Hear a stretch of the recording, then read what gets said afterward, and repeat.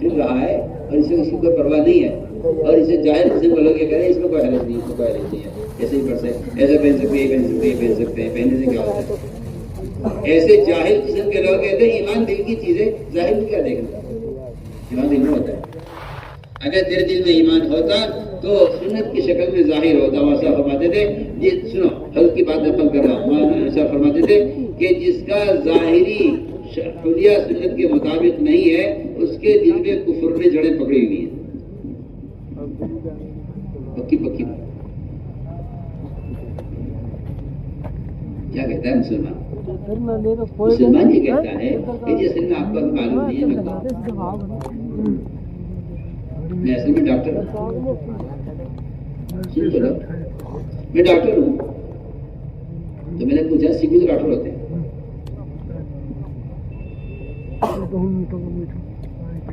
وہ کہتا ہے کہ جی میں وکیل ہوں، میں نے کہا سکھ تو وکیل ہوتے ہیں؟ وہ کہتا ہے جی کہ جی میں تو پولیس میں ہوں، میں نے کہا سکھ تو پولیس والے ہوتے ہیں، اور قومیں تو سارے شعبے میں ہیں اپنے حلیے کے ساتھ ہے،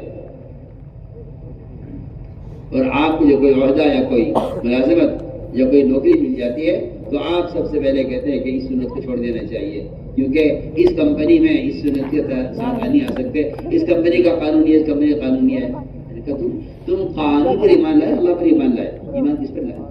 سوال ہے، تم ایمان کس پر لائے تھے؟ اللہ کے رسول پر لائے تھے یا قانون پر ایمان لائے تھے؟ سنیے، آپ صاحب کہہ دیتا ہے کہ جی یہ قانون ہے اور میں کیا کر سکتا ہوں؟ میں سوال کرتا ہوں سب سے، کوئی آدمی آپ کی زمین قبضہ کرنے لگے، آپ اس کے لڑیں گے، کوشش کریں گے، میرے باپ کی زمین ہے، میرے دادا کا گھر ہے، آپ کوشش کریں گے اس کے لیے؟ سوال اس بات کا ہے کہ اگر کسی ڈپارٹمنٹ کا یا کسی شعبے کا کوئی قانون ہے اور اس کا قانون آپ کی جسمانی یا کپڑے یا حلیے کی کسی سنت سے ٹکرا رہا ہے، صاف تو بحث کرتا ہوں کہ آپ سے کہا جائے کہ آپ سنت چہرہ نہیں رکھ سکتے، سر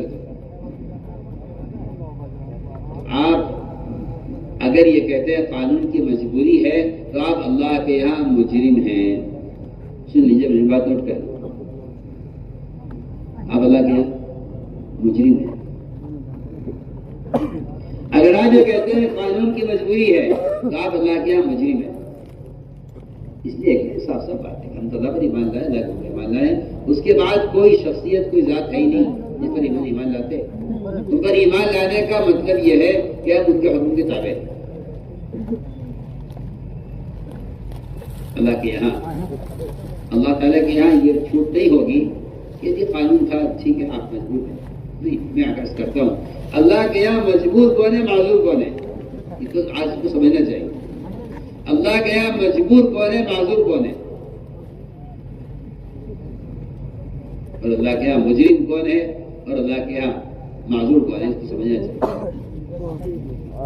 جو شخص اس کے لیے مسلسل کوشش کر رہا ہو وہ کہا جائے گا کہ ہاں یہ اللہ کیا معلوم، اللہ دیکھ لیں گے، میرے بندے نے میرا حکم پورا کرنے کے لیے، میرے بندے نے میرے نبی کی سنت عمل کرنے کے لیے پوری کوشش کی ہے، اگر یہ کوشش کر رہا ہے تو یہ اللہ کے یہاں معذور ہے، ورنہ مجرم ہے، اگر کوشش نہیں کرتا تو مجرم ہے۔ دوسری شرط یہ ہے کہ آپ اتنی دیر اس شکل میں ہیں، آپ اللہ تعالیٰ سے استغفار کرتے رہیں، اور تیسری شرط یہ ہے کہ آپ یہاں سے نکلتے ہی لباس تبدیل کر لیں، تب تو کہا جا سکتا ہے کہ آپ اللہ کا مجرم نہیں ہے، ورنہ آپ اللہ کا مجرم صاحب۔ میں ایسا فرماتے تھے میرے کام کا مقصد تو احیاء سنت ہے، میں تو ایک نمونہ پیش کرنا چاہتا ہوں سارے عالم کو۔ تو میرے بزرگ دوستوں عزیزو، آپ صلی اللہ علیہ وسلم کے زمانے میں جو آدمی آتا تھا سب سے پہلے اس کے لیے کہ وہ آ کر ایسا بدل جایا کرتا تھا، آپ نے فرمایا کہ میری امت ساری امتوں کے درمیان میں ایسی ہے جیسے سفید بیل کے پہلوں میں چند بال سیاہ ہوں، الگ الگ چمکتے ہوئے نظر آتے ہیں۔ اب تو حالت یہ ہے کہ کسی کو سلام کرتے بھی ڈر لگتا ہے، نام پوچھنا پڑتا ہے سلام کرنے سے پہلے کہ آپ کے کیا نام ہے۔ اس کا مطلب صاف یہ ہے، اس کا صاف مطلب یہ ہے کہ مسلمان سنتوں سے اتنا ننگا ہو گیا ہے کہ اس کو سلام کرتے ہوئے خیال ہوتا ہے پتہ نہیں مسلمان یا غیر مسلم۔ صاحب آپ سے تو میں آپ سے بے تکلف بات کر رہا ہوں۔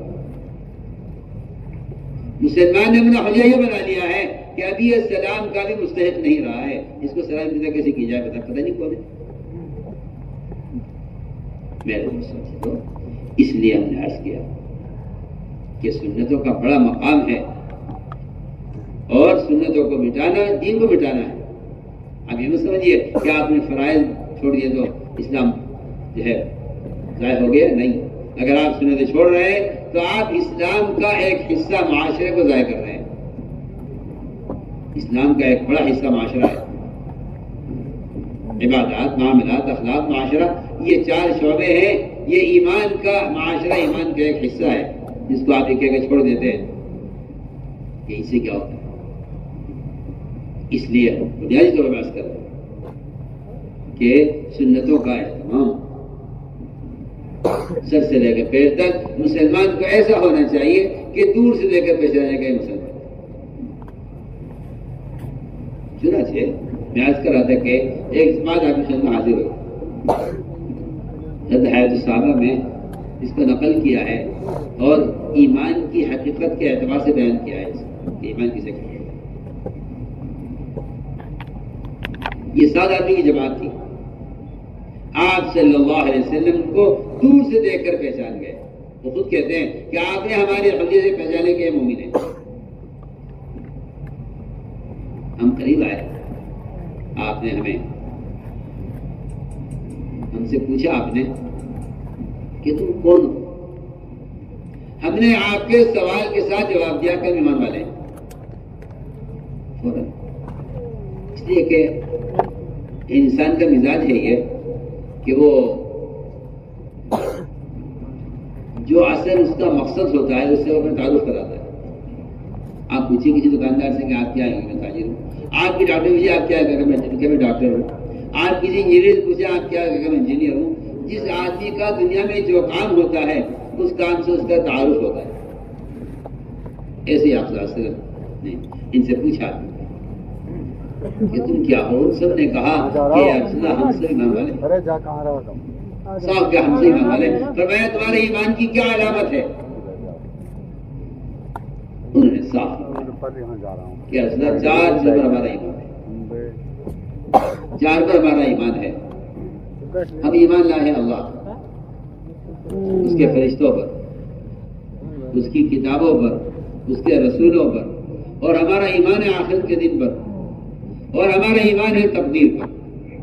تقدیر پر ایمان یہ ہے کہ ہم اللہ تعالیٰ کے ہر فیصلے سے راضی رہتے ہیں۔ کہ بندہ اللہ کے ناگوار فیصلوں پر اپنی رضا ظاہر کرے، بندہ اللہ کے فیصلوں پر اپنی رضا ظاہر کرے، اسے کہتے ہیں تقدیر پر ایمان۔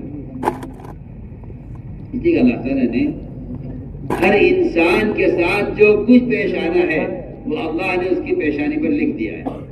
بچے کی پیدائش سے بہت پہلے فرشتہ اللہ تعالیٰ کو ایک ایک چیز کی خبر کرتا رہتا ہے کہ اب یہ رحم کے اندر نطفہ اس حالت میں ہے، اب یہ لوتھڑا ہو گیا ہے، اب یہ بن گیا ہے، اب یہ جسم بن گیا ہے۔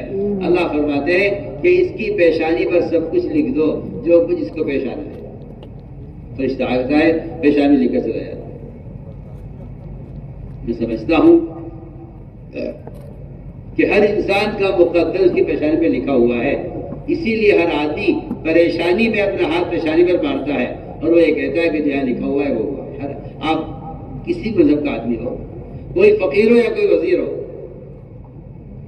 آپ ہر ایک کو دیکھیں گے کہ آدمی پریشانی میں اپنا ہاتھ پیشانی پر مارتا ہے۔ یہ اس بات کی طرف اشارہ کر رہا ہے کہ کوئی پریشان ہونے کی بات نہیں ہے، جو مقدر میں لکھا ہوا تھا وہ ہوا ہے۔ یہ ہے اس کا اصل مطلب، اس کا یہ ہے جو ہمارا ایمان ہے تقدیر پر۔ اور یہ کہا کہ ہم 5 باتوں پر ہمارا عمل ہے۔ سب سے پہلی بات یہ ہے کہ ہم شہادتین کی گواہی دیتے ہیں۔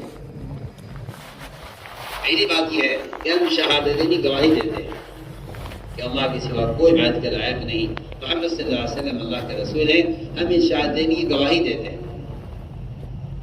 اور دوسری ہمارے اندر صفت یہ ہے کہ ہم نماز قائم کرتے ہیں۔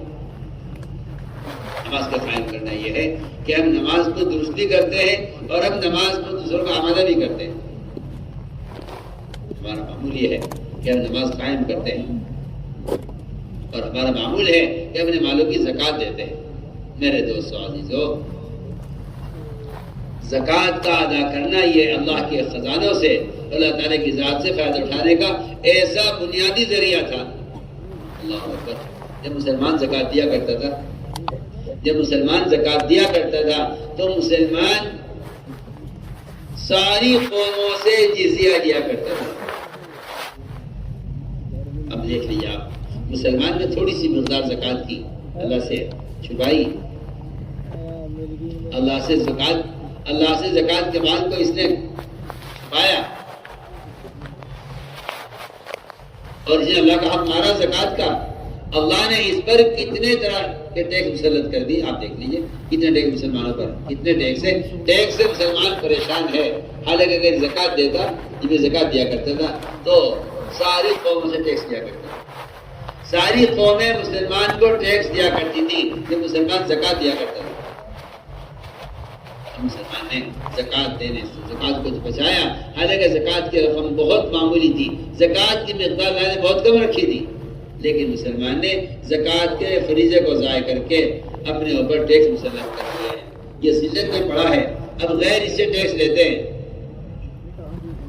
میرے دوستوں، اس لیے زکوٰۃ کے فریضے کو ہمارے جیسا سمجھ لیں۔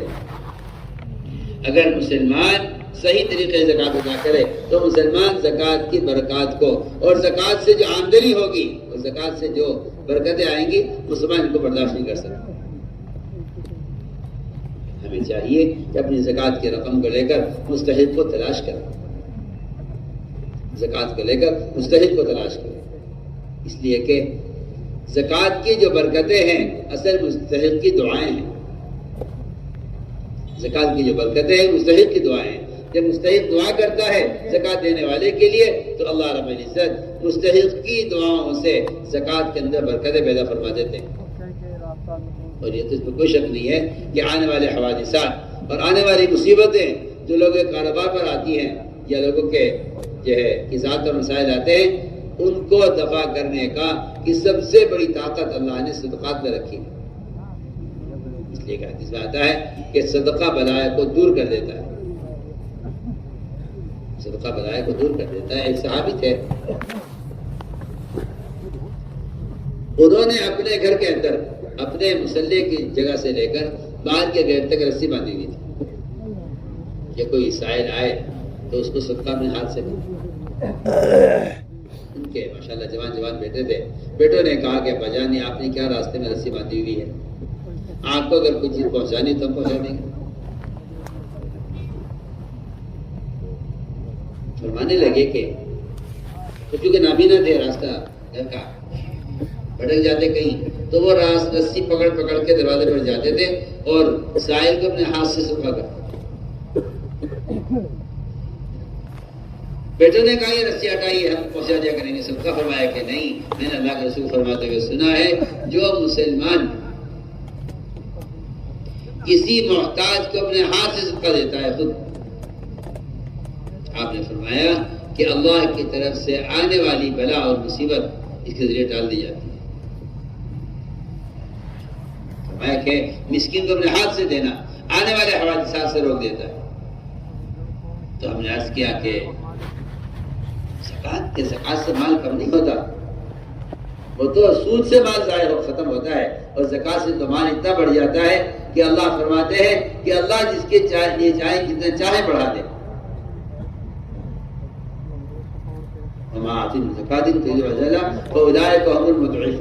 اللہ تعالیٰ فرماتے ہیں کہ زکوٰۃ دینے والوں کے مال کو تو میں اتنا بڑھا دوں گا کہ تم اس کی برکتوں کو تصور بھی نہیں کر سکتے۔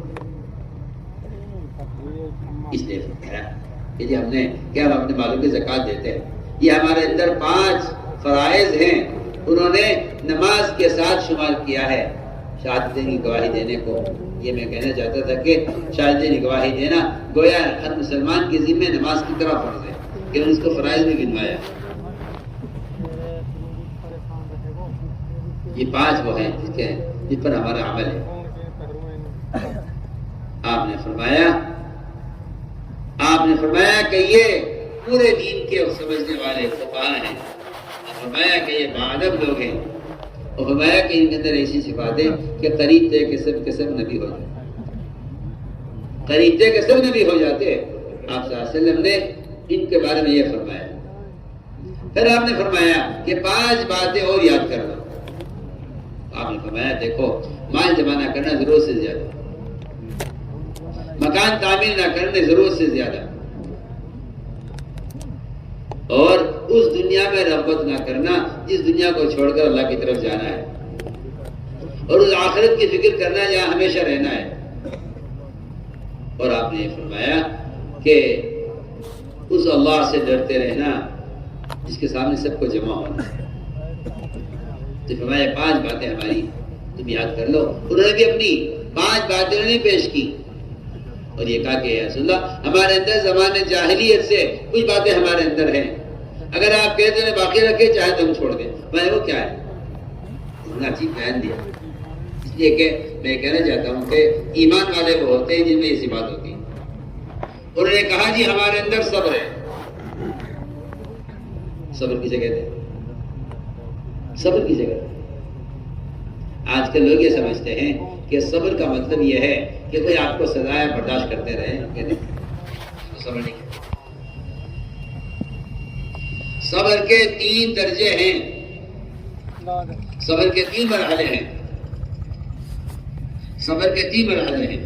سب سے پہلا صبر کا درجہ یہ ہے کہ مسلمان اپنے نفس کو مجبور کرے اللہ کے فرائض کے ادا کرنے پر, اور ہر کام میں ہر ضرورت میں سنت کے مطابق عمل کرنے پر ہمیں اس کو مجبور کرنا. یہ صبر کا پہلا درجہ ہے. اپنے نفس کو مجبور کرے فرائض کے ادا کرنے پر, اپنے نفس کو مجبور کرے حرام سے بچنے پر. دوسرا درجہ صبر کا یہ ہے کہ مسلمان اپنے آپ کو مجبور کرے ہر ضرورت کو سنت کے مطابق پورا کرنے پر. اگر یہ 2 درجے مسلمان صبر کے پورے کر لیتا ہے تو پھر مسلمان آگے کسی رکاوٹ میں, یہ مثال سے بیان کرتا ہوں کہ اگر باطل آ جائے اس کے دین کے مقابلے میں تو پھر یہ صبر یہ باطل کے مقابلے پر جم سکے گا. اس کو صبر کہتے ہیں. لیکن یہ 2 مرحلے جو صبر کے ہیں, حرام سے بچنا, فرائض کو پورا کرنا ادا کرنا, اور اپنے نفس کو سنت کے اتباع پر مجبور کرنا.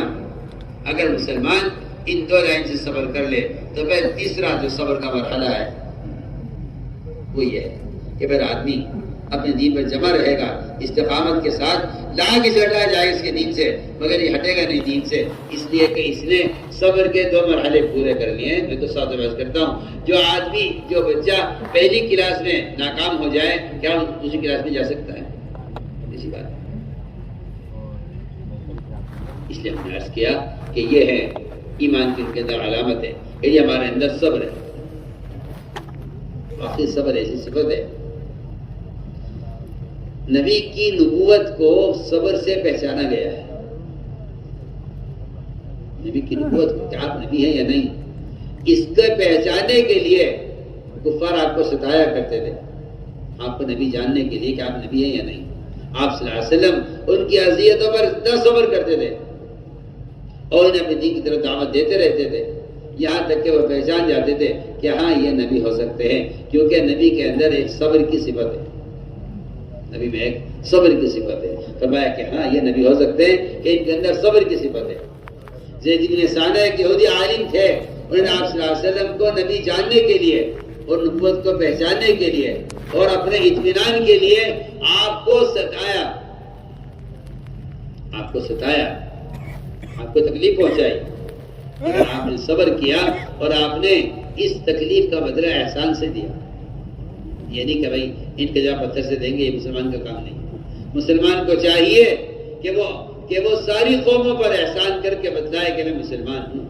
اس لیے آپ صلی اللہ علیہ وسلم نے ساری اذیتیں برداشت کر کے ساری قوم کو یہ بتلایا کہ میں تمہارا خیر خواہ ہوں۔ اگر آپ صلی اللہ علیہ وسلم اپنے دشمن سے مقابلہ کرتے ہیں، اگر دشمن سے مقابلہ کرتے ہیں تو بتائیے تو صحیح، آپ کو نبی کون پہچانتا؟ آپ کو تو نبی پہچانا اس لیے گیا ہے۔ ایک مثال تو میں پہچان کے اسلام کا جو مزاج ہے وہ خوف پیدا کرنا یا کسی کو اسلام لانے پر مجبور کرنا، اسلام کا مزاج نہیں۔ اسلام کا مزاج یہ نہیں، اسلام کا مزاج یہ ہے کہ یہ اپنے دین کی دعوت کو ساری قوم پر اس طرح پیش کرتا ہے جس طرح کوئی مہمان میزبان پر، کوئی میزبان مہمان کے لیے کھانا پیش کرتا ہے۔ آپ یہ پسند کریں گے؟ آپ یہ کھانا چاہیں گے؟ یہ تصدیق کیا گیا؟ آپ صلی اللہ علیہ وسلم نے اسلام کو قوم پر کیسے پیش کیا ہے؟ جیسے کوئی میزبان مہمان کے سامنے کھانا پیش کرتا ہے۔ بتائیے کیا کوئی میزبان کہہ سکتا ہے تو آپ اسے کھائیے ورنہ ہم آپ کو ماریں گے؟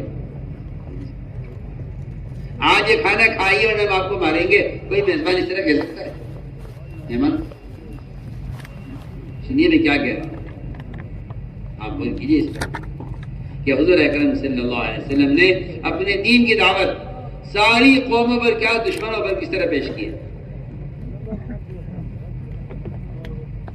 خوشامد کرنا، ایک ایک کے پیچھے پھرنا، ایک ایک کو دعوت دینا، کتنا صبر آپ نے اس پر کیا ہے۔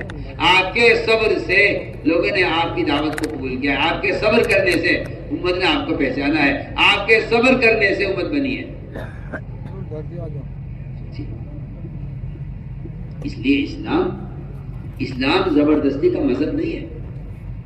اسلام تو نہ لالچ سے اسلام کسی کو مسلمان کرتا ہے نہ خوف سے کرتا ہے، بالکل اسلام کا مزاجی نہیں ہے۔ اور کہیں ثابت نہیں ہے کہ آپ صلی اللہ علیہ وسلم کسی کو دھمکی دی ہو قتل کی، یہ تو اسلام لاؤ نہ قتل کر دیں گے، یہ کہیں ثابت آپ کو کیجیے۔ فرعون تو وہ فرعون ہے جس نے رب ہونے کا دعویٰ کیا۔ فرعون تو وہ فرعون نے رب ہونے کا دعویٰ، باقی بادشاہوں نے حکومت کی ہے لیکن رب ہونے کا دعویٰ نہیں کیا۔ فرعون رب ہونے کا دعویٰ کیا ہے اور اس کو دعوت دیں گے موسیٰ علیہ السلام کو بھیج کر کہا، فرمایا کہ اس سے نرم بات کرنا۔ اب فرمایا حل لک الا ان تزکا، پاک ہونا چاہتے ہو؟ کیا تم پاک ہونا چاہتے ہو؟ دیکھیں تم جس مذہب پہ ہو یہ ناپاک مذہب ہے، تم پاک ہونا چاہتے ہو؟ کتنا نرم انداز ہے نبی کا، سب سے بڑے یعنی رب ہونے کا دعویٰ کرنے والے بادشاہ فرعون کے لیے کتنے نرم دعوت ہے۔ آپ ہونا چاہتے ہو؟ آپ بولتے ہیں حضور اکرم صلی اللہ علیہ وسلم سفر میں تھے، دوپہر کو آرام کرنے کے لیے آپ لیٹے، ایک درخت پر آپ نے تلوار لٹکا دی اپنی اور آپ آرام کرنے لگے۔ ایک دشمن آیا، اس نے تلوار اٹھائی درخت سے اور آپ کے قتل کا ارادہ کیا۔ آپ کی آنکھ کھلی، آپ نے دیکھا کہ وہ تلوار ہاتھ میں لیے ہوئے کھڑا تھا۔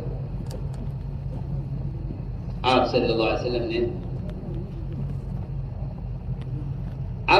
اس نے کہا آپ سے کہ اے محمد اب بتائیں آپ مجھ سے کون بچائے گا؟ تلوار میرے ہاتھ میں ہے، آنکھوں کو احتیاط نہیں ہے۔ آپ نے فرمایا اللہ بچائیں گے۔ اور یہ بات صرف آپ کے لیے نہیں ہے، یہ بات قیامت تک ہر مسلمان کے لیے ہے کہ اگر مسلمان اللہ کے دین کی دعوت پر آ جائے، اگر مسلمان اللہ کے دین کی دعوت کو لے کر پھرے تو اللہ کا وعدہ قیامت تک ہر مسلمان سے ہے کہ اللہ تعالیٰ اس کی حفاظت کریں گے۔ پکی بات ہے، جو اللہ کے دین کا پیغام پہنچائیں گے لوگوں تک، اللہ تعالیٰ ان کے دلوں سے اپنا غیر کا خوف نکال دیں گے۔ قرآن کی آیت کا ترجمہ نے کیا ہے، الذین یبلغون رسالات اللہ ویخشونہ ولا یخشون احدا الا اللہ، جو اللہ کے دین کا پیغام پہنچاتے ہیں لوگوں تک، اللہ ان کے دلوں سے اپنا غیر کا خوف نکال دیتے ہیں۔ اللہ کا وعدہ ہے۔ تو میں نے عرض کیا کہ اللہ نے وعدہ سب سے کیا ہوا ہے کہ جو ہمارے دین کا پیغام لوگوں تک پہنچائیں گے ہم ان کی حفاظت کریں گے۔ اللہ نے فرمایا نبی جی آپ پیغام پہنچائیے، ہم آپ کی حفاظت ہم کریں گے، واللہ یعصمک من الناس۔ تو جب اس نے کہا دشمن نے آپ کو مجھ سے کون بچائے گا؟ میں اللہ بچائیں گے، اس کا ہاتھ شل ہو گیا، ہاتھ سوکھ گیا، اس کا ہاتھ اینٹ گیا اور تلوار کے ہاتھ سے نیچے گر گئی۔ آپ نے تلوار اٹھائی، آپ نے پوچھا تم بتاؤ مجھے تم سے کون بچائے گا، تم بتاؤ تمہیں مجھ سے کون بچائے گا؟ دیکھو میں کہتا ہوں آپ سے، اللہ کے نبی کا یہ سوال اس کو قتل کرنے کا نہیں ہے، جی ہاں سنیے، اس کو ڈرانے کا بھی نہیں ہے، اس کا ڈرانے کے لیے فرمایا نہ قتل کرنے کے لیے فرمایا۔ آپ کا یہ فرمانا کہ تمہیں مجھ سے کون بچائے گا، اس کا مطلب یہ تھا کہ جس طرح میں نے تمہیں کہا ہے کہ اللہ بچائیں گے، تم بھی اللہ کو مان لو، اللہ بچائے گا، اللہ آپ کو بچا دیں گے، اللہ آپ کو بچائیں گے دنیا بھی آخرت میں بھی، اگر آپ یہ پیغام قبول کر لو، اگر آپ ہماری بات قبول کر لو تو اللہ تعالیٰ آپ کو ہمیشہ کی نرک سے بچا دے گا اور ہمیں سور میں داخل کر لے گا۔ اس لیے کہ اس میں تو کوئی شک نہیں ہے کہ کرنے والی ذات اللہ ایک تنہا ہے، اگر اس کے وجود پر اور اس کے نبی کی رسالت پر انسان اس کا اقرار کر لے تو ہمیشہ کی نرک سے بچ جائے گا، اور اگر اس کا اقرار کر لے تو ہمیشہ کی سور میں داخل ہو جائے گا۔ آپ نے فرمایا کہ اب بتاؤ تمہیں کون بچائے گا، اس کا مطلب میں نہیں سمجھتا کہ محمد صلی اللہ علیہ وسلم اس مقام پر ہوتے ہوئے ایک آدمی کو قتل کی دھمکی دیں۔ فرمایا اس طرح میں نے تم سے کہا کہ اللہ بچائیں گے، تمہیں کو اللہ بچائے گا۔ اس نے کہا جی آپ تو بڑے اخلاق والے ہیں، آپ تو بڑے اچھے آدمی ہیں، آپ تو میرا اچھا معاملہ کیجئے۔ آپ صلی اللہ علیہ وسلم نے تلوار نیچے رکھ دی، آپ چاہتے اس پہ قتل کے اقدام کا مقدمہ کرتے، آپ چاہتے تو اسے قتل کر دیتے، چاہتے اپنے صحابہ کے حوالے کرتے، اسے اس کو قتل کر دو، کہ نہیں فرمایا کہ نہیں، ہمارا کام یہ تھوڑی ہے، ہمارا کام یہ نہیں ہے کہ ہم آپ کے دل میں خوف بٹھا کر اور دہشت گردی کے ساتھ ہم اپنا دین قائم کریں، ہمارا کام یہ نہیں ہے، بلکہ قرآن نے تو صاف کہہ دیا لا اکراہ فی الدین، کہ اسلام میں کسی بھی قوم کے لیے مسلمان ہونے کی زبردستی نہیں ہے۔ مسلمان تو بیچارہ اتنا بے وقوف ہے، وہ تو سمجھتا ہے کہ یہ آیت میرے لیے تھی، حالانکہ آیت مسلمان کے لیے ہے ہی نہیں۔ آج اگر آپ ایک آدمی کو نماز کے لیے کہیں، دوبارہ کہیں، تو وہ کہتا ہے بھائی دین میں زبردستی نہیں ہے، آپ مجھے ایک مرتبہ کہہ چکے ہیں، بس کہہ چکے کافی ہو گیا، زبردستی نہیں ہے دین میں۔ میرے جان یہ زبردستی دین میں نہیں ہے، آپ کے لیے نہیں تھا، کافر کے لیے تھا جملہ۔ آپ کے لیے تو زبردستی کی جائے گی، آپ 100 بار انکار کریں گے نماز کا، 100 بار آپ کو نماز کی دعوت دی جائے گی۔ جی ہاں، مسلمان کو عمل پر آمادہ کرتا رہے، خوشامد کرتا رہے۔ یہ آیت آپ کے لیے ہے ہی نہیں، یہ تو آپ نے اپنی بیوقوفی سے اس آیت کا مطلب اپنی طرف پھیر لیا کہ لا اکراہ فی الدین، کہ بھائی دین میں زبردستی نہیں ہے، آپ نے نماز کے لیے کہہ دیا، بس آپ کی ذمہ داری پوری ہوگی۔ میں کہتا ہوں غلط خیال ہے آپ کا، مسلمان کو تو فرائض پر آمادہ کیا جاتا رہے۔ تو میں عرض کر رہا تھا کہ حضور اکرم صلی اللہ علیہ وسلم نے اس کے ساتھ یہ معاملہ کہ تمہیں اسلام میں رغبت ہے، وہ ایک کہہ کر گیا جی ٹھیک ہے میں دین پر رہوں گا، نہ میں آپ کا مقابلہ کروں گا، نہ میں آپ کو مقابلہ کرنے والوں کے ساتھ دوں گا، مجھے میں اپنے دین پر میں رہوں گا، دین پر کیا میں نے عرض کر رہا تھا کہ صبر تو وہ بہترین، اللہ اکبر، بہترین طاقت اور راستہ ہے جس کے ذریعے سے اسلام کا تعارف ہوتا ہے آپ صلی اللہ علیہ وسلم۔ اس لیے ایک اصول بات یہ ہے کہ داعی کا صبر کرنا مدعو کی ہدایت کا سبب بنتا ہے، داعی کا صبر کرنا مدعو کی ہدایت کا سبب بنتا ہے۔ یہ ہے اصل بات، یہ ہے کہ داعی اگر صبر کر لے تو اللہ تعالیٰ اس کے صبر کو مدعو کی، اس لیے کہ صبر کرنے سے اس کی بات کے اندر قوت پیدا ہو جاتی ہے، اس کی بات میں قوت پیدا ہوتی ہے صبر کرنے سے۔ تو میں نے عرض کیا کہ یہ ہے اصل بات کہ ہمیں ایمان کی علامتوں کے ساتھ، اور یہ بات پکی بات ہے کہ ایمان کی تکمیل اور ایمان کی قوت اپنے دین میں استقامت جو حاصل ہوتی ہے وہ اپنے دین کی دعوت سے حاصل ہوتی ہے۔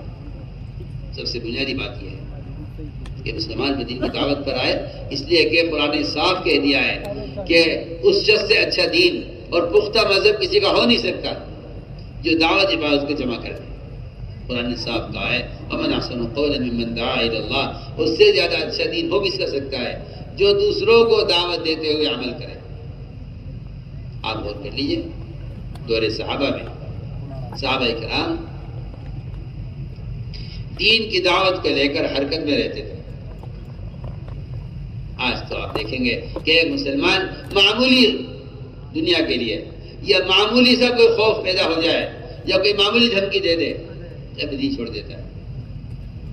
جب صحابہ کرام دین کی دعوت کے لیے پھرا کرتے تھے، اللہ تعالیٰ نے ان کے قدموں کو دین پر جمایا تھا، ان کے دین کی مدد کرنے کی وجہ سے۔ یہ قرآن کی آیت کا مطلب ہے ان تنصروا اللہ ینصرکم ویثبت اقدامکم، کہ اگر تم اللہ کے دین کے مددگار ہو تو اللہ تمہاری مدد کریں گے، تمہارے قدموں کو دین پر جما دیں گے۔ آپ غور کیجیے، ایک صحابی تھے عبداللہ بن حذافہ رضی اللہ تعالیٰ، ایک صحابی تھے عبداللہ بن حذافہ رضی اللہ تعالیٰ عنہ، اپنی جماعت کے ساتھ کام کرے ضرور۔ روم کے بادشاہ ان کو قید کیا، وہ نصرانی تھا، ان کو نصرانی ہونے کی دعوت دی کہ آپ نصرانی ہو جائے۔ انہوں نے کہا نہیں، میں تو یہ مذہب اختیار نہیں کروں، میں تو، کیونکہ جو آدمی اپنے دین کی دعوت دیتا ہے، اب میں آپ سے پوچھتا ہوں نا، ایک آدمی تاجر ہے، ایک آدمی تاجر ہے، بڑا بزنس مین ہے اور اس کی ملکوں میں تجارت پھیلی ہوئی ہے، اگر آپ اس سے یہ کہیں کہ آج آپ تجارت چھوڑ دیں اور آپ زمینداری شروع کر دیں تو کیا خیال ہے آپ کا؟ وہ ایسا کر لے گا؟ بولو میں کیا خیال ہے؟ کہتے میں تو زمیندارہ جانتا بھی نہیں ہوں، اور میں کیسے زمیندارہ کروں؟ میں تو تجارت کرتا ہوں۔ میں کہتا ہوں کہ دنیا کا معمولی کام اگر آدمی اس کو اپنا کام بنا لے تو وہ اس کو چھوڑتا نہیں ہے کسی قیمت پر۔ تو پھر جو آدمی دین کی دعوت کو اپنا معمول بنا لے، کیا وہ دین چھوڑ دے گا؟ یہ اذان دیتے ہیں مؤذن مسجدوں میں، کیا یہ نماز چھوڑ دے گا مؤذن؟ مؤذن کا مجلس ہوگا ہی، کیونکہ وہ اذان کے ذریعے لوگوں کو نماز کی دعوت دے رہا ہے، نماز کیسے چھوڑ دے گا؟ آپ کو آسان مثال دے رہا ہوں۔ وہ تو جو مسلمان دین کی دعوت چھوڑ دیتے ہیں وہ دین چھوڑ دیتے ہیں، اللہ ان کی مدد بھی نہیں کرتے، کیونکہ جو اس کے دین کے مددگار نہیں ہے اللہ ان کی مددگار نہیں ہے۔ اس لیے بات قسم 100 بار اللہ کی قسم کھا کر کہا جا سکتا ہے کہ دین کی دعوت کے بغیر کوئی مسلمان اپنے دین پر ثابت قدم نہیں رہ سکتا۔ وہ اس کے اپنے مسلمان ہونے کا تصور ہے، خیال ہے، وہ خیالی مسلمان ہے، وہ خیالی مسلمان ہے، وہ خیالی مسلمان، ورنہ یہ نہیں ہو سکتا کہ ایک مسلمان اپنے دین کی دعوت پر قائم ہو پھر وہ کسی کا دین قبول کرے۔ میں ایک مثال آپ کو آسان مثال دے کر پوچھتا ہوں، آپ کے گھر میں ولیمہ ہے بچے کا، آپ کے گھر میں آپ کے بیٹے کا ولیمہ ہے اور آپ نے سارے محلے والوں کو اپنے دعوت دے رکھی ہے، جی میں یہاں کھانے کے لیے آؤں۔ آپ مجھے بتلائیے اگر آج کوئی بڑے سے بڑا آدمی آپ کو کہیے آپ میرے گھر آ جاؤ، میرے یہاں کی دعوت ہے، آپ بتائیے آپ جا سکتے ہیں؟ بولو بھائی، آپ کہیں گے جی میں تو نہیں آ سکتا، میں نے تو اپنے گھر میں لوگوں کو بلایا ہوا ہے۔ آپ غور تو کیجیے، ایک کھانے کی دعوت پر آپ لوگوں کو بلا لیں تو آپ اس دن کسی اور کی دعوت قبول نہیں کر سکتے۔ جو آدمی اللہ کی طرف بلا رہا ہو اللہ کے بندوں کو، کیا وہ باقی کی دعوت قبول کر لیں؟ آسان بات ہے، لیکن یہ آسان بات عرض کر رہا ہوں، جو آدمی اپنے دین کی دعوت پر دوسروں کو بلا رہا ہے وہ کیسے کسی کی دعوت کو قبول کر لے گا؟ آپ محلے میں اپنے گھر میں کسی کو بلا لیں، آج میں کہتا ہوں سب کو چھوڑیے، ایک آدمی کو بلا لیجیے، آپ کسی سے آپ کا وقت طے کر لیں آپ کہ بھائی عبدالرحمان آپ میرے گھر آئیں گے، آپ میں آپ کے ساتھ کھانا کھاؤں گا، جی ٹھیک ہے، کوئی آ جائے آپ کے پاس کہ جی آپ ہمارے گھر چلیے گا، میں تو نہیں آ سکتا جی، میں نے تو ایک صاحب کو وقت دیا ہوا ہے، میں تو میرے گھر مہمان آ رہا ہے، میں نہیں آ سکتا۔ وہ لاکھ کوشش کر رہے آپ کو لے جانے کی، آپ کہیں گے نہیں جی میں اس کو کیا جواب دوں گا؟ سوچیے نا کتنی آسان بات بتا رہا۔ تو جو آدمی مسلسل روزانہ اللہ کے بندوں کو اللہ کی طرف بلائے گا، کیا وہ اللہ کے دشمنوں کی دعوت قبول کر سکتا ہے؟ ایسے عبداللہ بن حذافہ رضی اللہ عنہ بادشاہ نے قید کیا اور قید کر کے بادشاہ نے ان کو اپنی طرف دعوت دی۔ اس نے کہا میں آپ کو آدھا ملک دیتا ہوں، آدھے ملک کا مطلب یہ ہوا آدھا مال، آدھی فوج، آدھی زمین آپ لے لیجیے، لیکن آپ اسلام آپ میری بات پر توجہ دیں. آج مسلمان کتنی معمولی چیزوں کے لیے اسلام کو چھوڑ، معمولی چیز کے تو باطل مسلمان پر مال پیش کرے گا. مسلمان کو اسلام سے ہٹانے کے لیے میں کہتا ہوں انبیاء کو مال پیش کیا قوموں نے. کون سا نبی ہے ایسا جس پر کافر نے مال پیش نہ کیا ہو؟ آپ کہ آپ یہ دعوت کے کام چھوڑ دیں، ہم آپ کو اپنا بادشاہ بنا لیں گے، آپ کو مالدار بنا دیں گے، آپ کی اتنی شادیاں کر دیں گے. آپ کیا کہ اس لیے بھیجا نہیں گیا، میں تو تمہیں نکال کر جہنم سے جنت لانے کے لیے بھیجا گیا ہوں. وہ مال پیش کر کے کہتے ہیں کام چھوڑ دیا. سلیمان علیہ السلام کو بلقیس نے مال بھیجا تھا یہ دیکھنے کے لیے کہ نبی ہے یا بادشاہ ہے. اگر نبی ہے تو مال رد کر دیں گے، مال قبول نہیں کریں گے، اگر بادشاہ ہے تو قبول کر لیں گے. اللہ تعالیٰ نے سلیمان علیہ السلام کو وحی سے بتا دیا کہ تمہارے لیے ہدیہ آ رہا ہے، تمہاری آزمائش کے لیے. سلیمان علیہ السلام نے اس ہدیے کے آنے سے پہلے جس میں سونے کی اینٹ آ رہی تھی ہدیے میں، پورا میدان انہوں نے سونے کا بنایا. پورا میدان سونے کا بنایا اور اس سونے کے میدان کو بنا کر اس پر گائے بھینس بکریاں چھوڑ دی کہ ہمارے یہاں سونے کی وہ حیثیت ہے جو آپ کے یہاں مٹی کی حیثیت ہے. پورا میدان سونے کا، بہترین سونا، پورا میدان سونے کا، اصلی سونے کا بنا کر اس پر مویشی چھوڑ دیے. اس پر بیل گائے بھینس جو ہے گوبر کر رہے اور پیشاب بہ رہا ہے. آؤ دیکھو ہمارے ہاں ہمارا سونے کی حیثیت یہ ہے. اس ہدیے کے بولنے سے پہلے جنات نے پوری زمین سونے کی بنا دی تھی.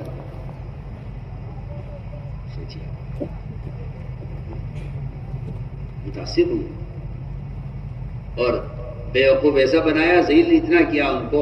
علیہ السلام نے ان کو اتنا ذلیل کیا کہ جس راستے سے ان کو آنا تھا اس راستے سے ان کی لائی ہوئی اینٹ کے برابر سونے کی جگہ خالی چھوڑ دی. اس لیے تو نہیں کہ ہمیں یہاں سونا لگائیں گے، مقصد یہ تھا کہ یہاں سے گزریں گے اور ان کے ہاتھ میں سونا ہوگا اسی جگہ کے برابر. تو یہ سوچے پڑ جائیں گے کہ اگر بادشاہ سے ملاقات ہونے سے پہلے ہماری تلاشی ہونے لگی اور یہ سونے کی اینٹ جو ہم ہدیے میں لائے ہیں اگر یہ یہاں ہمارے سامان میں نکل آئی تو ہم پر الزام لگے گا چوری کا کہ انہوں نے اینٹ یہاں سے اٹھائی. بتائیے آپ کتنا ذلیل کیا. اللہ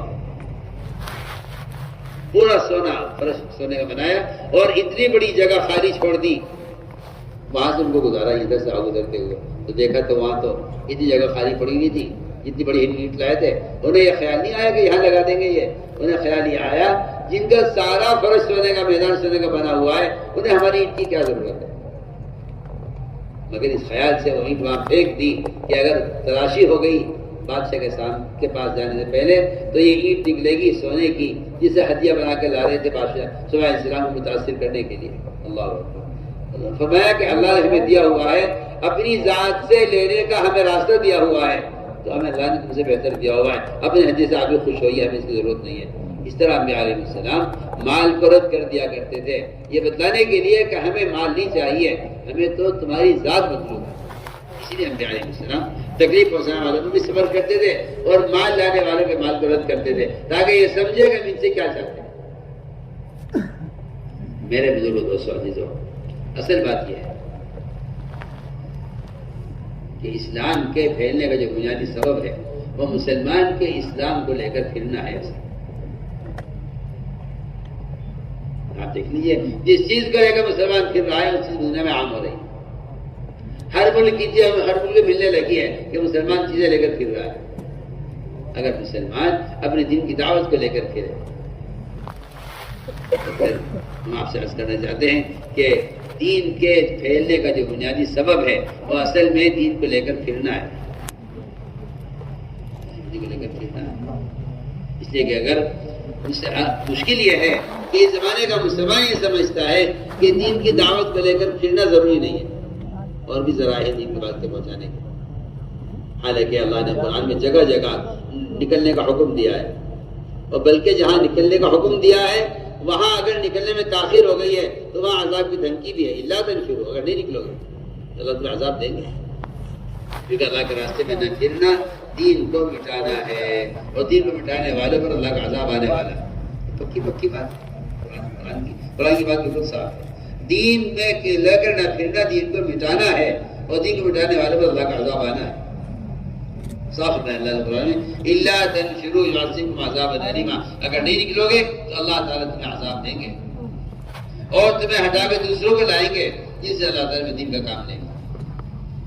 میرے دوستو، اللہ نے آپ کو اس کام کے لیے زمانے میں اللہ نے آپ سے پہل کروائی ہے۔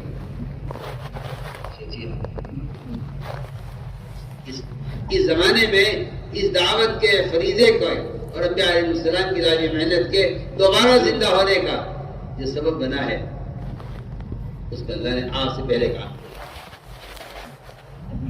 اس لیے میں تاکید سے عرض کر رہا ہوں کہ سب سے پہلے آپ کے ذمہ حق بنتا ہے کہ آپ اس دین کی دعوت کو لے کر ملکوں میں جائیں، سب سے پہلے آپ کا حق بنتا ہے، پہلے آپ کا حق بنتا ہے کہ اس دین کی دعوت کو لے کر ملکوں میں جائیں، یہ پہلے آپ کا حق بنتا ہے،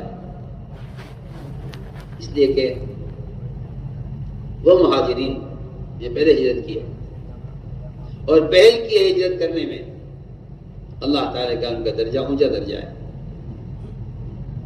تو میرے دوستوں عزیزو، اصل بات ہے کہ دین کی دعوت کو لے کر پھرنا، اس لیے کہ دین کی دعوت ایک ایسا فریضہ ہے جو کسی قلم سے، کسی اخبار سے، کسی رسالے سے، کسی اور ذریعے سے یہ فریضہ ادا نہیں ہو سکتا۔ اس فریضے کے ادا کرنے کا جو سب سے بنیادی وہ شرط ہے وہ اپنے بدن کو استعمال کرنا ہے۔ میں تو کھل کر کہتا ہوں، سب سے کہتا ہوں کہ اس طرح نماز کے ادا کرنے کے لیے بدن کا کوئی متبادل نہیں ہے، اس طرح دعوت فریضے ادا کرنے کے لیے انسان کے بدن کا کوئی متبادل نہیں۔ انسان بدن کو کوئی متبادل اپنے بدن کو استعمال، اس لیے کیا بھلائی کا حکم کرنا، برائی سے روکنا، یہ ایک ایسا فریضہ ہے۔ حدیث میں آتا ہے سارے مسلمان ایک کشتی کے سوار ہیں۔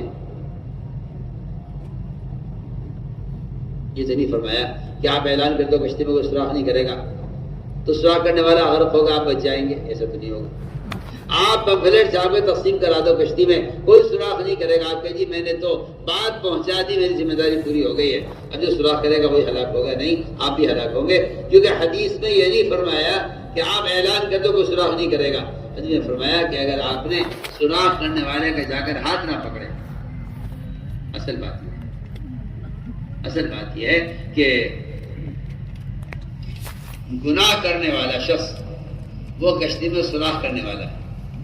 اصل بات یہ ہے بے دینی سے جو امت کی کشتی کو نقصان ہے، اس نقصان سے بچنے کے لیے اور کشتی کو ڈبونے سے بچانے کے لیے اور اپنی نجات کے لیے ایک ہی راستہ ہے۔ قرآن نے صاف کہا ہے کہ امت کی نجات کا صرف دعوت ہی ایک راستہ ہے اور کوئی راستہ نہیں۔ قرآن نے آپ اسے غلو کہیں تو کہیں، آپ کی بے وقوفی ہے اور کچھ نہیں ہے، ورنہ قرآن نے اعلان کر دیا ہے کہ جو دعوت نہیں دے گا وہ ہلاک ہوگا، جو دعوت نہیں دے گا وہ ہلاک ہوگا۔ یہ قرآن کا جگہ جگہ اعلان ہے۔ اگر آپ قرآن نہیں جانتے تو آپ خاموش رہیے نا، آپ اسے غلو کہہ کر کی بات خراب کریں۔ جو دعوت نہیں دے گا وہ ہلاک ہوگا، قرآن کا فیصلہ ہے۔ دیکھ لیجیے غور کر لیجیے حدیث پر، میں تو حدیث پیش کی آپ کے سامنے کہ ساری امت ایک کشتی کے سوار ہے، اس کشتی میں ایک آدمی سوراخ کرنے لگے، فرمایا اگر تم نے اس کے ہاتھ نہ پکڑے تو تم بھی غرق ہوگے، یہ بھی غرق ہوگا۔ آپ نہیں چاہتے کشتی میں سوراخ ہو، آپ کا صرف اس بات کا نہ چاہنا نجات کے لیے کافی نہیں ہے۔ میں بہت کام کی بات آپ سے کہہ رہا ہوں۔ ایک آدمی ہے وہ گناہ کو تو گناہ سمجھتا ہے، ایک آدمی گناہ کو گناہ سمجھتا ہے لیکن روکتا نہیں ہے لوگوں کو۔ ایک آدمی گناہ کو گناہ سمجھتا ہے مگر روکتا نہیں۔ یہ مثال اس شخص کی ہے جو کشتی میں سوار ہے سب کے ساتھ، وہ سوراخ کرنے کو برا تو سمجھتا ہے لیکن سوراخ کرنے والے کا آگے ہاتھ نہیں پکڑتا۔ بتائیے بچ جائے گا؟ یہ کیا خیال ہے آپ سب بتائیے۔ میں بہت اچھا سوال کر رہا ہوں سب سے۔ ایک کشتی میں سوار آدمی سوراخ کرنے کو برا سمجھتا ہے لیکن سوراخ کرنے والے کا ہاتھ نہیں پکڑتا جا کر، تو بتائیے آدمی بچ جائے گا؟ بولو کیا خیال نہیں بچے گا جی؟ حدیث ہے، حدیث اللہ نے فرمایا جبرائیل اس بستے کو اٹھاؤ اور آسمان تک لے جا کے پٹک دو اس کو۔ جبرائیل نے کہا اے اللہ اس میں تیرا فلاں ایک بندہ ہے جو کبھی تیری یاد سے غافل نہیں ہوا، اللہ نے فرمایا اس زمین اٹھا کے پلٹ دو۔ ہمارے احکام ٹوٹ رہے تھے، اس نے کوئی کوشش نہیں کی۔ میرے دوست اس لیے بات سب نوٹ کر لیں کہ دعوت دینا ہر مسلمان کے ذمہ فرض عین ہے، مرد ہو یا عورت ہو۔ ہر مسلمان کے ذمہ دعوت دینا فرض عین ہے، مرد ہو یا عورت ہو۔ اور اس فرض عین کو ادا نہ کرنے والا مسلمان گناہگار ہے۔ پکی پکی یا انصاف فرمایا من رأى منکم منکر، تم میں سے جو علی منکر کو دیکھ رہا ہے، آپ دیکھ لیجیے گناہوں کے اڈے بنے ہوئے ہیں، بیچارے کوئی دعا کرانے آ جائے، اجی دعا کر دو جی یہ گناہ کا اڈا لگ گیا ختم ہو جائے، کوئی کسی ولی کے پاس چلا جائے گا کوئی وظیفہ پڑھنے کو بتا دو۔ دعوت کے فریضے کو چھوڑ کر آپ کوئی وظیفہ پڑھنے بے دینی کو ختم کرنے کا اللہ کی قسم نہیں کر سکتے۔ تو ان سارے باطل کے گناہوں کے اڈوں کو توڑنے کا ایک ہی سبب ہے۔ گناہ کون کر رہا ہے؟ جنات کر رہا ہے۔ گناہ کون کر رہا ہے؟ جنات کر رہے، جانور کر رہے، حیوان کر رہے، گدھے بندر کر رہے، کون کر رہا ہے؟ میری بات یاد رکھنا آپ، کافر کی بے دینی سے مسلمان کے دین کا کوئی نقصان نہیں ہے، کبھی بھی نہیں ہوگا۔ کافر کی بے دینی سے مسلمان کے دین کا کبھی کوئی نقصان نہیں ہوگا۔ اگر مسلمان کے دین کا نقصان ہوگا تو مسلمان کی بے دینی سے ہوگا۔ سب بات یہ جو آج کل مسلمانوں نے یہ بہانہ پکڑا ہوا ہے اور یہ جھوٹا عذر پیش کرتے ہیں کہ جی ہم تو دین میں چلتے مگر کیا کریں قانون ہی ہے۔ میں آپ کو صاف بتا رہا ہوں، پہلے مسلمان اپنے دین کو بگاڑے گا، پھر اغیار دین کو مٹائیں گے، پھر اغیار دین کو مٹائیں گے، پھر مسلمان دین کو بگاڑے گا۔ پہلے مسلمان میں دین کو بگاڑے گا، پھر اغیار دین کو مٹائیں گے۔ بہت ضروری بات ہے، پہلے مسلمان دین کو بگاڑے گا، وہ تو بگڑے ہوئے دین خراب بنتا ہے قانون۔ جو قوم اپنے دین پر اور اپنے مزاج پر اور اپنے معاشرے پر اور اپنے کلچر پر جو قوم جمع رہتی ہے وہ قوم کبھی مٹائی نہیں جا سکتی۔ تو وہ قوم مٹائی جاتی ہے۔ صاحب کہتا ہوں اگر اغیار اپنے معاشرے پر مجتمع ہیں تو یہ زندہ قوم ہے، اگر مسلمان اپنے معاشرے پر مجتمع نہیں ہے تو یہ مردہ قوم۔ اس لیے ہم نے عرض کیا کہ صاف ہمارے حدیث میں کہ جو تم میں سے منکر کو ہوتا ہوا دیکھ رہا ہے، تو منکر کون کر رہا ہے؟ کہ منکر مسلمان کر رہا ہے۔ ان منکرات کے ماحول کو ختم کرنے کا ایک ہی راستہ ہے، اس کو ختم کرنے کا ایک ہی راستہ ہے کہ آپ اس منکر کرنے والے کو دعوت دے کر اس کی جگہ تبدیل کر دیں۔ میں کہتا ہوں آپ سے تبلیغ میں پھرنے کا مقصد ہی یہی تھا، تبلیغ میں پھرنے کا مقصد ہی یہی تھا کہ ہر مسلمان کو دعوت دے کر اس کو برائی کے ماحول سے نکال کر عمل کے ماحول میں لے آنا، تبلیغ پھرنے کا مقصد ہی ہے۔ اس لیے میرے دوستو عزیزو، یہ ہر مسلمان کے ذمہ فرض عین ہے، یہ ہر مسلمان کے ذمہ فرض عین ہے کہ ہر مسلمان اپنی ذات سے دوسروں کی دعوت دے، اس لیے کہ ایمان کی تکمیل کا، دین پر استقامت کا، اپنے دین پر غیبی مذہبوں کے اترنے کا، اور صاف بات ہے رکاوٹوں کے ہٹنے کا ایک واحد ذریعہ دعوت اللہ ہے، اس کے علاوہ کوئی راستہ نہیں، اس کے علاوہ کوئی ذریعہ نہیں۔ اس لیے اپنے ماحول کو بدلو دعوت کے ذریعے، اپنے ماحول کو بدلو دعوت کے ذریعے، اپنے ماحول کو تبدیل کرو دعوت کے ذریعے۔ اس لیے قرآن نے جگہ جگہ دھمکی دی ہے، اس راستے میں نکلنے میں دیر کرنے والوں کو قرآن نے دھمکی دی ہے۔ پڑھیے آپ قرآن پڑھیے، قرآن کا حکم ہے وَأَنفِقُوا فِي سَبِيلِ اللَّهِ وَلَا تُلْقُوا بِأَيْدِيكُمْ إِلَى التَّهْلُكَةِ، اللہ کے راستے میں پھرنے میں، مال خرچ کرنے میں کمی مت کرو ورنہ اپنے ہاتھ اپنے آپ کو ہلاکت میں ڈالو گے۔ یہ آیت کب نازل ہوئی؟ انصار مدینہ نے یہ طے کیا کہ اسلام پھیل چکا ہے، اسلام مضبوط ہو گیا ہے، مسلمان کی تعداد زیادہ ہو گئی ہے، مسلمان کام کرنے والا عملہ کافی ہو گیا ہے۔ اب تک ہم پھرتے رہے، ہم نے کھیت کیا، اپنا گھر بار، اپنی تجارت، دکان کچھ پلٹ کے کبھی دیکھا نہیں ہے۔ اب حالات گھر کے ایسے بن گئے ہیں کہ گھر کے کچھ تقاضے ہیں اور گھر کی کچھ ضروریات ہیں، انہیں پورا کرنے کے لیے ہم کچھ عرصے مدینے میں رہیں گے مقامی کام کے ساتھ۔ یہ صحابہ نے کہا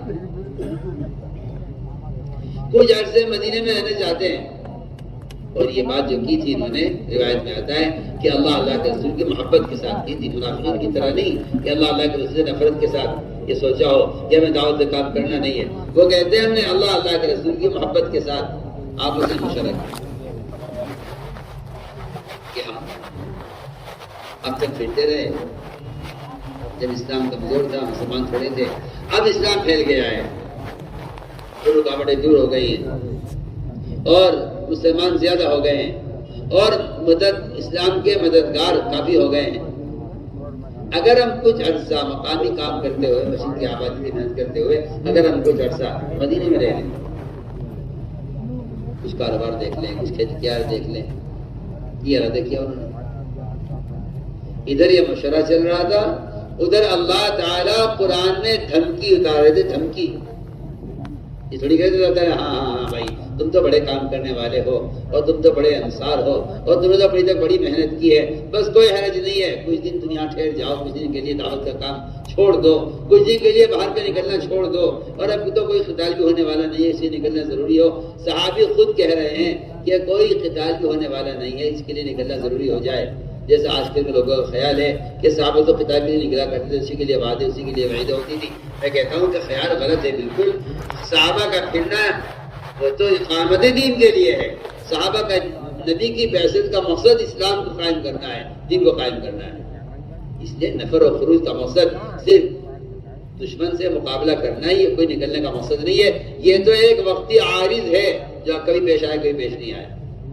اصل مقصد نکلنے کا ساری انسانیت کو جہنم سے بچانا اور ساری انسانیت کو ہدایت پر لانا، یہ نکلنے کا اصل مقصد تھا۔ ادھر یہ مشورہ ہو رہا تھا صحابہ کا، ادھر قرآن نازل ہو رہا تھا۔ اللہ نے ان صحابہ کو نکلنے کی دھمکی دی ہے اور ہلاکت کی دھمکی دی ہے جو صحابہ بہت پھرنے والے تھے۔ سنیے تو صحیح، جو اس کام کو کرتے ہی نہیں ہیں ان کے لیے کیا دھمکی ہوگی جب اتنی محنت کرنے والوں کے لیے اللہ نے قرآن میں دھمکی نازل کی۔ سوچیے، اللہ نے فرمایا وَأَنفِقُوا فِي سَبِيلِ اللَّهِ۔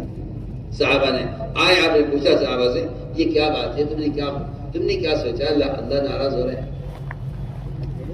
اللہ ناراض ہو رہے ہیں، تم نے کیا مشورہ کیا ہے؟ یہ انہوں نے کہا اللہ نے تو یہ سوچا تھا کہ اسلام پھیل چکا ہے، مسلمان کافی ہو گئے ہیں، ملکوں میں دین پہنچ چکا ہے، اب کچھ عرصے کے لیے کام چھوڑ کر بیٹھ جائیں اور مقامی کام کے ساتھ کچھ کاروبار دیکھ لیں۔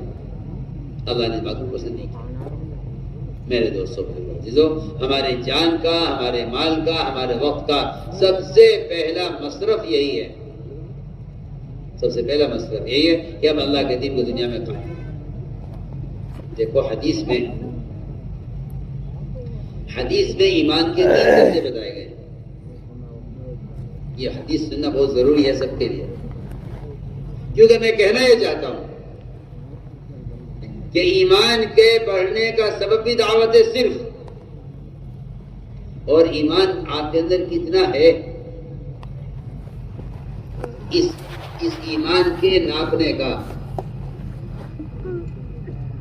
سبب بھی صرف دعوت ہے۔ صرف دعوت سبب ہے جاننے کا آپ کے اندر ایمان کتنا ہے، اور دعوت ہی وہاں سبب ایمان کے بڑھنے کا۔ میں ایک سوال کرتا ہوں، آپ کہتے ہیں جی ہم تو دین میں چل ہی رہے گا، دعوت کی کیا بات؟ ہم تو نماز پڑھتے ہیں، روزہ رکھتے ہیں، حج کرتے ہیں، زکوٰۃ دیتے ہیں، سارا اعمال خیر ہم کرتے ہیں۔ اگر ہم دعوت نہیں دیتے تو پھر آپ کیوں کہہ رہے ہیں کہ ہمارا ایمان کامل نہیں ہے؟ سنیے بہت توجہ سے میری بات۔ آج کل کے بیچارے بعض مولوی، بعض پڑھے لکھے اس طرح کی باتیں کرتے ہیں کہ جب میں نماز پڑھ رہا ہوں، روزہ رکھ رہا ہوں، زکوٰۃ دے رہا ہوں، حج کیے ہوئے ہوں، میں جھوٹ نہیں بولتا، میں غیبت نہیں کرتا، میں اپنی ذات سے مکمل دیندار ہوں، تو پھر آپ کیوں کہہ رہے کہ میرا ایمان کامل ہے؟ میں کہنا چاہتا ہوں کہ ایمان کا کمال یہ نہیں ہے کہ آپ دیندار ہیں. سنیے کان کھول کے سب. ایمان کا کمال یہ نہیں کہ آپ دیندار ہیں. ایمان کا کمال یہ ہے کہ کیا آپ دوسروں کو دعوت دیتے ہیں یا نہیں دیتے. سنیے میری بات توجہ سے بہت کام کی بات کہہ رہا ہوں. میں اس کی ایک مثال دے رہا تھا آپ کو تاکہ میری بات آسان ہو جائے. سب عام سے عام آدمی سمجھ لے گا. ایک آدمی ہے نماز پڑھ رہا ہے, روزہ رکھ رہا ہے, ایک عمل بھی کر رہا ہے. اور مزید آسان کرتا ہوں, ایک آدمی ہے کھانا کھا رہا ہے, پانی پی رہا ہے, چل پھر رہا ہے اور اپنی ضروریات پوری کر رہا ہے, لیکن اس آدمی کو بخار ہے. اس آدمی کو بخار ہے. مجھے آپ یہ بتائیے, کیا آپ اس کے جسم کو دور سے دیکھ کر آپ کہہ سکتے ہیں کہ اس کو بخار کتنا ہے؟ میرا سوال ہے.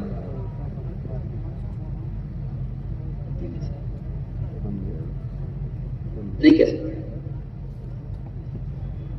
بخار کے دیکھنے کے لیے آپ کو ایک تھرمامیٹر لگانا پڑے گا اس کی زبان کے نیچے. اس کی زبان کے نیچے آپ تھرمامیٹر لگائیں گے, ڈاکٹر لگائے گا, وہ پھر لگانے کے بعد کچھ دیر لگا کر کے پھر نکالے گا, پھر دیکھے گا, پھر کہے گا کہ آپ کو 103 بخار ہے. ایک بہت آسان مثال ہے. جس طرح اس تھرمامیٹر لگائے بغیر آپ کو سارا کام کرتے ہوئے لوگ دیکھ رہے ہیں, کسی کو معلوم نہیں کہ آپ کو بخار ہے.